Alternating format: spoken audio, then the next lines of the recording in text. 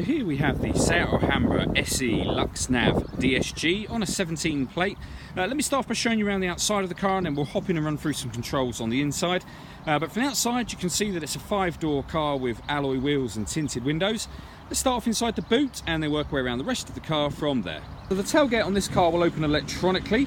You can do that directly off of the key just here. Give that a push, the tailgate will open. As we approach the back of the car, you'll see we've got reversing sensors. Plenty of boot space as well, bearing in mind that all 7 seats are in position. Let me show you what it's like with the 2 rear seats folded down. So as you can see, now that they're folded down, you get a massive amount of boot space, and those 3 what are now back seats, but what were middle seats, will also fold flat as well. Okay, so we're just going to work our way back round to the front of the car now, and then we'll hop in and run through some controls on the inside. But now that we've done a full circle of the car, you can see that it's in fantastic condition the whole way round. Just briefly before we climb in, I think it's well worth seeing the interior from this exterior point of view. You get full leather seats, as you can see. The driver's seat is not only electronically adjustable, but has 3 different memory settings as well. Now that we're inside the car, we're going to start off with the dials. On the left-hand side we have the rev counter, and on the right-hand side the speedometer. One of the main ones, I suppose, and one of the most useful for everyday driving will be the multi-function display. Where you have fuel economy figures, average speed, all of those sorts of things. Lots of pieces of information that become very, very handy. If we back out to the steering wheel, the buttons I was using a moment ago are these ones on the right. And on the left-hand side, we have stereo controls. The main stereo unit is over in the centre. It's completely touchscreen. Before we come on to the stereo, though, you can see that this car has got reversing sensors and a reversing camera. So that's a full colour image showing what's behind you, and also the guidelines on the ground. It will also show you for parallel parking and almost a direct view down of the rear bumper, so you can get extra close to walls and things like that. When it comes to music in this car, you've got a choice of DAB, FM and AM radio.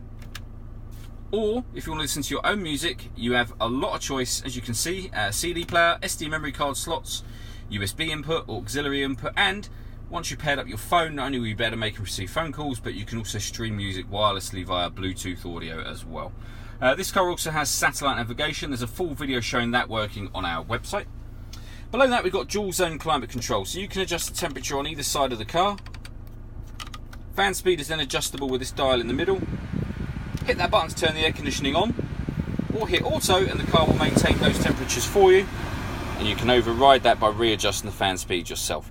This car also has a heated driver and passenger seat for those colder days. Down the bottom here we've got numerous buttons. This button, and that one are the same as the buttons on the key. So that will open these sliding doors, the tailgate, the other sliding door, so the driver's side and passenger side. Below that we can turn off traction control, stop and start. So this car is designed to cut out in traffic to save you fuel. You can turn the system off. That one will turn on or off the parking sensors, and that's to reset your tyres in terms of, so if you take air out of the tyres on purpose, for example, the second you start the engine, the car will warn you that you've lost tyre pressure. That is to reset at a new level. So if you have a new lower level, you can set it at that should you wish to. We then have the full automatic DSG gearbox.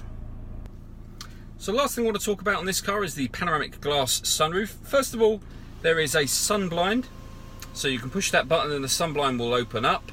It opens all the way to the back, as you can see. So you could just leave it like that if you wanted to let in a lot of extra light, but on a very nice day, such as today, you can also open up that whole front section of the sunroof as well to let in the air as well as the light. All that leaves me to say is thank you for taking the time to watch this video. If you'd like to come and see the car in person and have a test drive, please feel free to call any of our MJA sites. We'd love to hear from you soon.